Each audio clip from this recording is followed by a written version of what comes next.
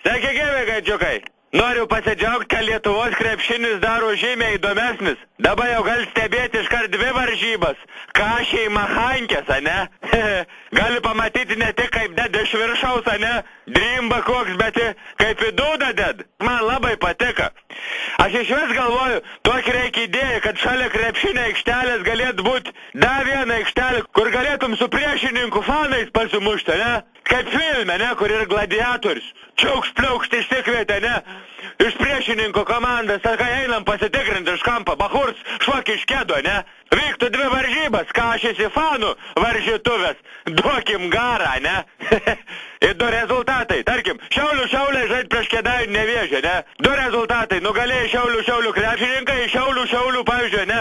Fanai nugalėjai. 37 fanarai prieš 16. Tik aš biški vieną dalykiuką nesuprantu. Nuo protą turėti Žalgirį fanai alų mėtyti, ne? Mėgsti alų, tai koks turi būti glušs? Aliuką reikia gert.